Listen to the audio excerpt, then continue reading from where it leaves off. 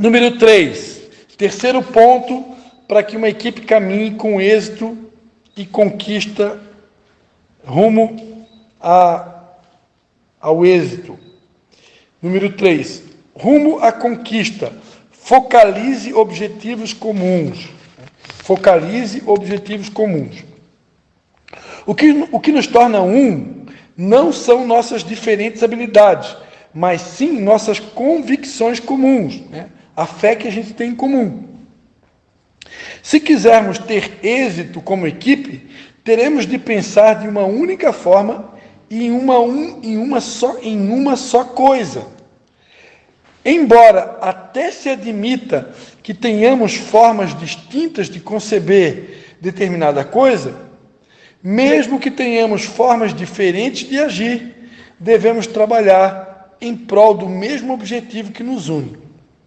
Se somos uma equipe modelo e queremos que nossa multiplicação seja eficaz e homogênea, em que cada discípulo conquistado reflita verdadeiramente o caráter de Cristo implantado neles, devemos deixar de lado as nossas diferenças e amarmos uns aos outros como Cristo ama a igreja, correndo para o alvo, para o prêmio da soberana vocação em Cristo Jesus. Então, temos que focar, no objetivo em comum, deixar a diferença de lado, aprender a perdoar, suportar um ao outro, amar um ao outro, assim como Cristo ama a igreja, e correr para o alvo. Qual que é o nosso alvo? Nosso alvo é se tornar semelhante a Jesus, e o nosso alvo também é estabelecer o reino de Deus aqui na terra. É saquear o inferno e povoar o céu. Número 2. O que é multiplicação? Depois de compreendermos o que é uma equipe e como se dá o processo de trabalho, devemos nos preparar para os resultados desse trabalho. Ninguém seguirá um líder que não saiba para onde está indo e nem o que deseja alcançar. Ninguém segue um líder perdido, É aquela coisa, como que um cego poderá guiar outro cego, Então ninguém segue um líder que está perdido, que não sabe para onde está indo. Estamos todos correndo rumo a um alvo específico, na visão de Deus, que é ganhar vidas, ganhar as almas, conquistar as almas para Cristo.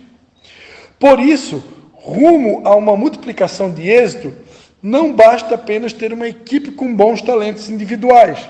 É preciso potencializar a integração dos diferentes talentos de forma que o resultado desejado seja alcançado. Então, numa equipe, não basta apenas ter bons talentos individuais. Quem aqui, tem 2, 3 homens aqui hoje à noite, quem entende um pouquinho de futebol, já viu, que todas as vezes que a seleção brasileira dependia de um determinado único craque, qual foi o resultado? Então, normalmente, o time que ganha é quando tem uma equipe forte. E a seleção brasileira, muitas vezes, ficou refém de um jogador, E aí, quando fica refém de um único só, geralmente, a equipe não avança. Então, o que Deus quer fazer, através de nós, como igreja, não é necessariamente ter bons talentos individuais, mas potencializar a integração dos diferentes talentos, potencializar os talentos que já existem, para que então o resultado seja alcançado. E aí, potencializar os talentos não é só da estrela, não é só de um determinado membro da equipe que está se sobressaindo, é potencializar todos, porque no reino de Deus não é uma única pessoa que vai cruzar a linha de chegada sozinho, nós vamos cruzar a linha de chegada todo mundo junto. Ok? Então sempre tem, numa equipe sempre tem aquela pessoa que se destaca. Isso aqui é inevitável. Sempre, assim como numa empresa, numa família, sempre tem alguém que acaba se destacando. É aquela pessoa que ela caminha a milha extra, que ela faz um pouco mais, jejua um pouco mais, ora um pouco mais, se consagra um pouco mais, busca um pouco mais e acaba sobressaindo. Mas ainda assim, um líder precisa ter a habilidade de trabalhar essa pessoa para encaixar ela na equipe, né? Porque ela sozinha não vai conseguir também. Ela vai precisar do restante da equipe, né? E a proposta aqui é trabalho de equipe, multiplicação através da equipe, né? E aqui, seguindo os passos de Jesus, a equipe de 12. Né? Uma equipe precisa saber trabalhar de maneira organizada. Sem isso, haverá muito esforço para produzir pouco resultado, né? Então, a equipe precisa saber trabalhar de maneira organizada. Se não tiver organização, sem ordem, não tem progresso. Então, sem organização, haverá muito esforço para produzir pouco resultado. Sendo assim, queremos enfocar aqui 3 aspectos dos muitos que existem, pois os consideramos primordiais para que uma equipe tenha uma multiplicação de êxito. Então, a partir de agora, a gente vai aprender sobre isso. Para que uma equipe tenha uma multiplicação de êxito, nós vamos aprender 3 aspectos importantes para que aconteça essa multiplicação de êxito. Primeiro ponto, a multiplicação precisa ser o cumprimento de uma visão definida e clara. A multiplicação precisa ser o cumprimento de uma visão, uma única visão, definida e clara. Antes de qualquer coisa, devemos entender uma definição básica de missão.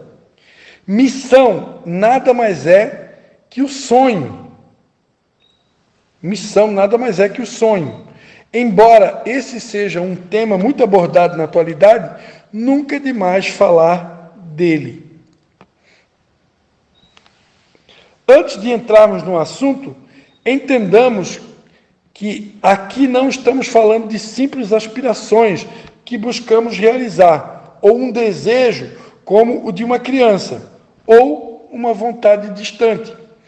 Para alcançarmos uma multiplicação de êxito, devemos pensar no sonho como uma meta muito clara em nossa mente e não apenas no coração, né? O sonho, o que é o sonho? O sonho é um ideal feito na certeza absoluta que o líder tem de que o alvo de sua procura, embora ainda não seja concretizado, será plenamente alcançado. É uma coisa, né? Nós precisamos sonhar os sonhos de Deus, né? Recentemente, eu tinha gravado um vídeo, um áudio, na verdade, na empresa que eu trabalho, eu fui convidado para dar uma palestra sobre sonhos, e aí eu dei uma palestra era algo empresarial, onde eu foquei mais a questão dos sonhos terrenos, né? Depois, por direção de Deus, eu tive uma mensagem que eu preguei, e é onde que eu falei sobre os sonhos espirituais, né? Então, nós precisamos sonhar. Seja sonho espiritual, seja sonho material, nós como cristãos temos que sonhar, né? E agora, dentro do contexto aqui que a gente está falando, eu preciso ter sonhos como sonhar em ter a minha célula, sonhar em ter uma equipe de 12. Esse tipo de sonho é saudável, é extremamente necessário. Muitos perderam essa capacidade de sonhar, né? Não que necessariamente a gente já viu aqui dentro do princípio da individualidade, né? Nem todos talvez vão ser líderes de célula, mas eu tenho que ter sonhos espirituais, né? São os sonhos que me motivam a continuar a minha caminhada. Ninguém vai conseguir avançar sem sonhos, né? E alvos definidos, né? Metas definidas. Uma visão clara define o êxito mesmo antes que ele chegue. Quando eu tenho uma visão clara, isso vai definir o êxito antes mesmo dele chegar. Pois na mente e no coração do líder, isso já aconteceu, né? Quando eu tenho algo, um foco ajustado, um plano traçado, uma visão clara, né?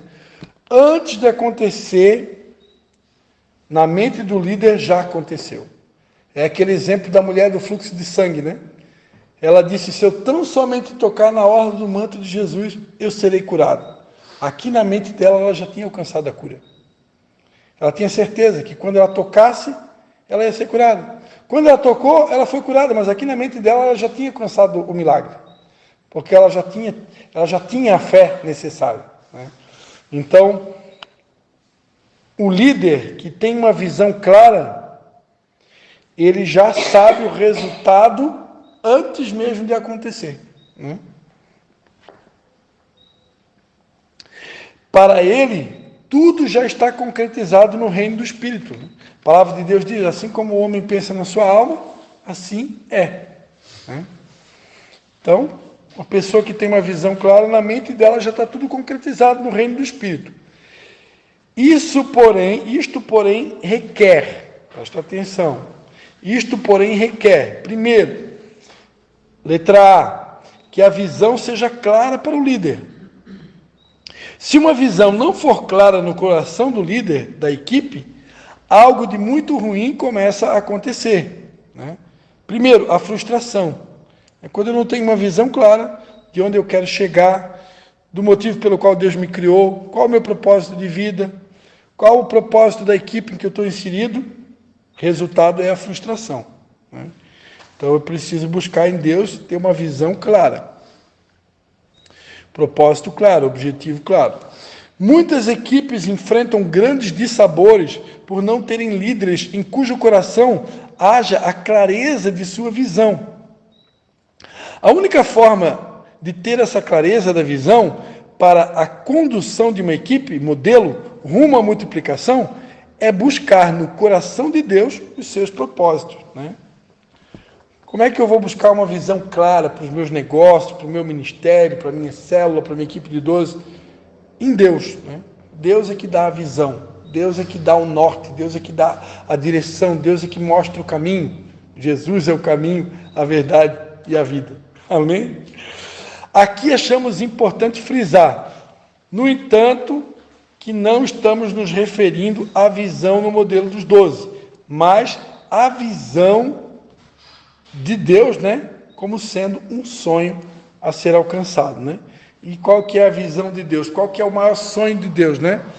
O maior sonho de Deus, eu diria que é ver todo joelho e todo joelho se dobrando e toda língua confessando que Jesus é o Senhor, né? Eu creio que esse é o maior sonho de Deus, né?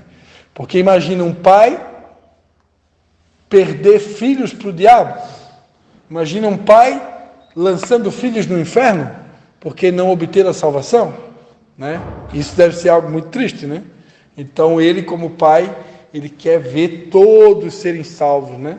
A Bíblia diz que a vontade de Deus, né, lá em 1 Timóteo, né, é que todas as almas se salvem e venham ao pleno conhecimento da verdade, né? Esse é o desejo de Deus, esse é o maior sonho de Deus.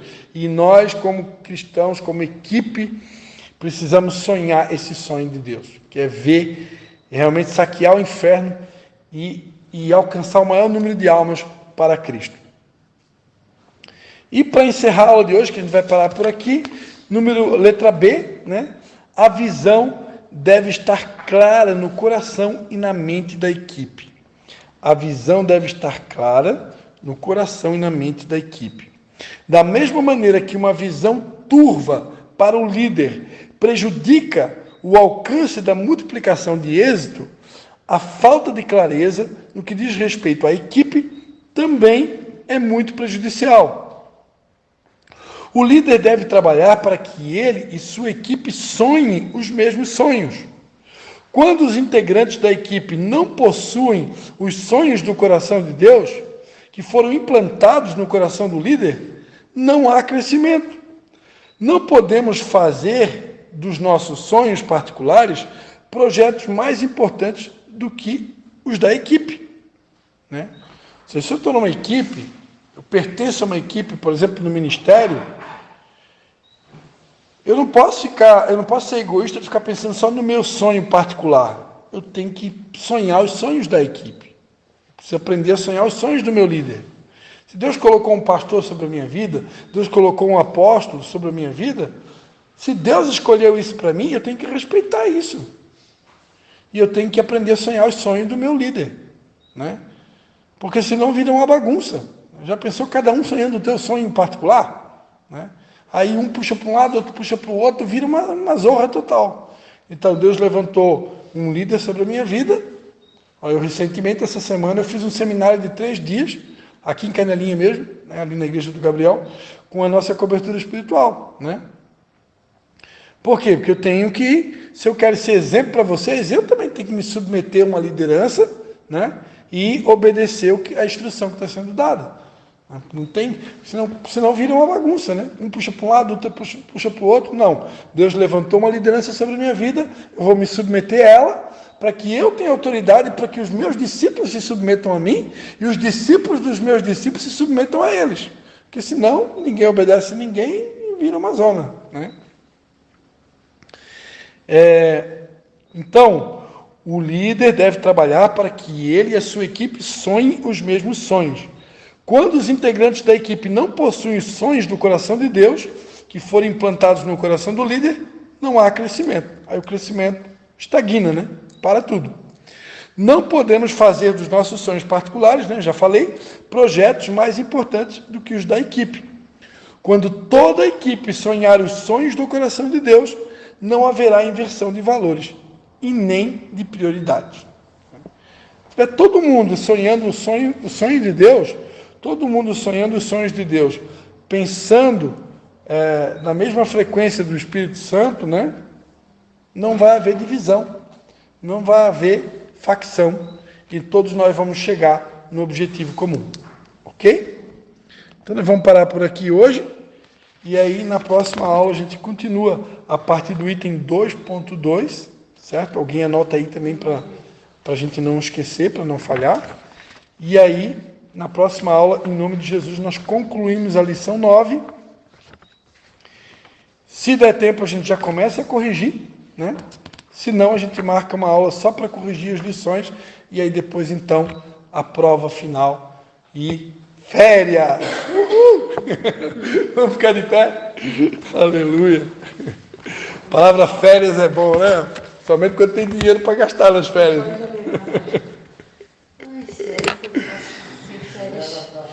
Olha para nós aí, Natasha, que é a dona do celular. Amém. Querido Deus, querido Pai, queremos te agradecer por mais uma vez ter a oportunidade de estar aqui apresentando a tua palavra, pela disponibilidade do pastor Christian de ter saído da casa dele para vir aqui, ter esse tempo de qualidade com a gente. Muito obrigado, Pai, que essa semana seja uma bênção, que a gente volte para casa em segurança, em nome de Jesus. Amém. Obrigado, Jesus.